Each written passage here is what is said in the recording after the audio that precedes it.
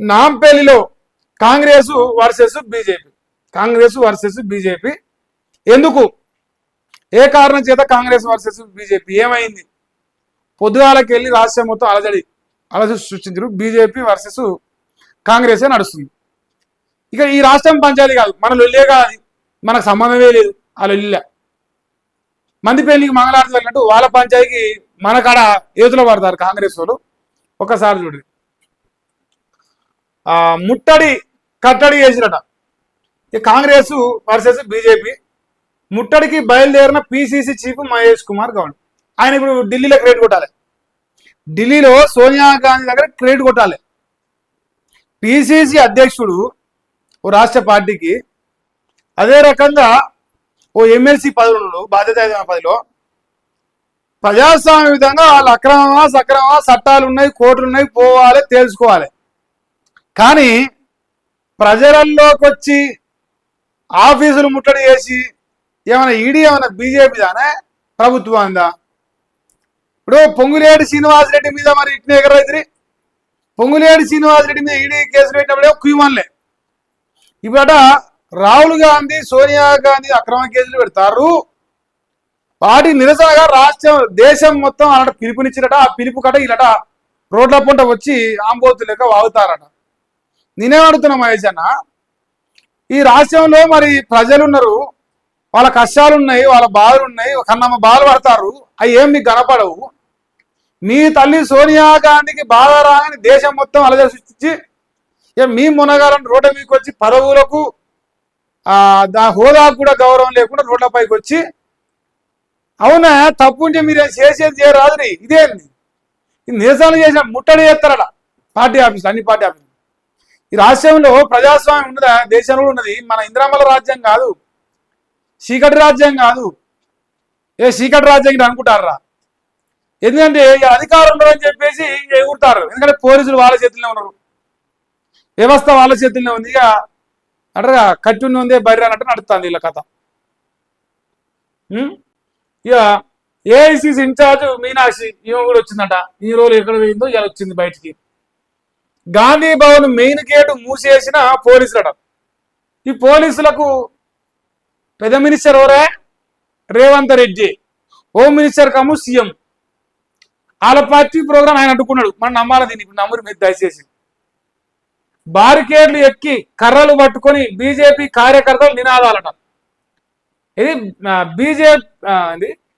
BJP ఆఫీస్కు నిరసనకారులు పోయిరు, అడ్డుకున్న పోలీసులు ఇక బారికేడ్లు ఎక్కి కర్రలు పట్టుకొని బీజేపీ కార్యకర్తలు నినాదాలు చేశారట. మీరు వాళ్ళ కాడికి పోయిరా, వాళ్ళు మీ కాడికి వచ్చిర్రా? ఎవరెవరు కాడికి పోయి చెప్పి మీరు బీజేపీ ఆఫీస్ కాడికి పోయారు. బీజేపీ ఆఫీస్లో తెలంగాణలో ఎవరన్నా మిమ్మల్ని ఏమైనా అన్నారా? ఒకనే సంబంధమా? లేదు, మీరు మునగడితో ఢిల్లీకే పోతుంటారు. మీరు పోవాల్సింది ఒకవేళ పోతే ఈడీ ఆఫీస్ కాడికి పోవాలి, పార్టీ ఆఫీసుల కాడికి ఏమిటికి చేత కాదనమాట. మనకు కాంగ్రెస్ నేతలను అరెస్ట్ చేసిన పోలీసులు వీళ్ళనే, ఈ పోలీసు వాళ్ళు కాంగ్రెస్ వాళ్ళే, అలా వీళ్ళు కాంగ్రెస్ వాళ్ళని అరెస్ట్ చేసిరట. ఇది పెద్ద కామెడీ. కరీంనగర్ లో బండి ఇంటి ముట్టడి కూడా కాంగ్రెస్ ప్రయత్నం చేసింది. ఆదిలాబాద్, భువనగిరిలోను కాంగ్రెస్ నేతలు అరెస్టు జరిగినాయి. రాష్ట్ర వ్యాప్తంగా కొనసాగుతున్న నిరసనలు. నేషనల్ హెరాల్డ్ వ్యవహారంలో తప్పుడు కేసు పెట్టారని ఆరోపణ చేస్తున్నట. సోనియా గాంధీ రాహుల్ కు బీజేపీ క్షమాపణ చెప్పాలని డిమాండ్ చేస్తున్నట. అబ్బా, క్షమాపణ చెప్పాలి. చిన్న క్షమాపణ చెప్తారా? రేపా ఎల్లిండా ఎప్పుడా క్షమాపణ చెప్పేది? నీకు జర చెప్పురా క్షమాపణ. ఎప్పుడు చెప్తారా అని చూస్తారా నేను కూడా.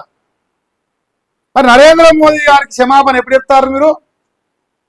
మన మీ పార్టీ నాయకులు మాట్లాడిన మాటలు విన్నాము, చెప్పిర్రా క్షమాపణలు? మన వెంకటరమణ చూసి నేర్చుకురా మీరు. ఇంకొక నిమిషం, ఈయన కూడా రాసినట్టు జరాగరా. తెలంగాణలో కాంగ్రెస్ వర్సెస్ బీజేపీ పోటాపోటీగా పార్టీ ఆఫీసులు ముట్టడి చేసుకురు. హైదరాబాద్ తో పాటు జిల్లాలో ఉద్రిక్తత పరిస్థితులు ఉన్నాయి.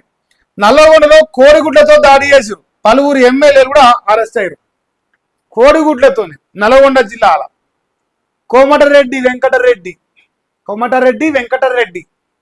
చిన్న సన్న కాదు కథ, పెద్ద మునగాళ్ళ సంతానం అంటే. ఇప్పుడు ఈ రాష్ట్ర వ్యాప్తంగా ప్రజలు గమనించుర్రి, హెరాల్డ్ కేసు పెట్టిర్రు, అక్రమ కేసు అని అంటుర్రు. మీరు చట్టపరంగా ఊరి మీరు చేసేది ఏదో మీరు చేయరు. ఈ దేశంలో ప్రజాస్వామ్యం ఉంది, రాజ్యాంగం ఉంది. మీ నాయనమ్మలు రాసిన రాజ్యాంగం కాదు, అంబేద్కర్ రాజ్యాంగం అది. మంచిగా కోర్టులు ఉన్నాయి, మీరు కావాలంటే మీరు చట్టపరంగా కొట్లాడచ్చు. మందపాలం ఉంది కదా అని చెప్పేసి ఇట్లా దుంకులాటలు చేస్తే, ప్రభుత్వం ఉంది కానీ ఎగిరితే, ఈ దేశంలో చాలా రాష్ట్రాలలో కాంగ్రెస్ పార్టీ లేదు. ఉన్నది ఏకలింగం, దోలింగం, ఇక 2-3 అంతే లెక్కకున్నాయి. ఉన్న 2-3 ఎగురుతారు కానీ మీ ఫేట్ ఏందో ఈ దేశం ఆల్రెడీ నిర్ణయించింది. 3 సార్లు నిర్ణయించింది, ఒక్కసారి కాదు. మరి ఈ ఈ ఉదరవుడు వ్యవహారం చేసుడు, ఏదో సోషల్ మీడియాలో వీడియో వచ్చి సోనియా గాంధీ, రాహుల్ గాంధీ మెచ్చిపోయి మీకైనా పదవి ఇస్తారని మీరు మురిపెంతో చేస్తారా? జర ఆలోచించుకొని. అసలు సిసరైన ముచ్చలేదంటే ఈ రాష్ట్రంలో కాంగ్రెస్ పార్టీని ప్రజలు ఏ రకంగా చూస్తారు. పటపగటీలు దొంగ ఓట్లు వేసుకొని ఈడీ కేసు జరిగిన మీద ఎట్లా సైలెంట్గా ఉంటారో చూస్తారు. మరి ఇవాళ మీరేదో కథలుకుంట హెరాల్డ్ కేసు విషయంలో తెలంగాణ ఏదో ఒరిగిపోయినట్టు, ఏదో కరిగిపోయినట్టు, వాళ్ళ కోసం ఈడే ఏతుల వాడు. మళ్ళీ దీని పోలీసులు కాంగ్రెస్ వాళ్ళు అరెస్ట్ చేసుడు. ఇది పెద్ద కామెడీ. ప్రభుత్వమే కాంగ్రెస్ ప్రభుత్వం. జర బంద్ పెట్టిరండి ఆయన మీరు ఈ పంచాయతీలు పాడుగాను. మీరు చేయగలిగింది మన్ను కూడా లేదు. ఓపెన్ సీక్రెట్ తెలిసిన చూడలే అందరికీ. తీవ్ర గందరగోళం మధ్య విబిజి రామ్ బిల్లుకు ఆమోదం. నరేగా స్థానంలో కొత్త బిల్లు వచ్చింది.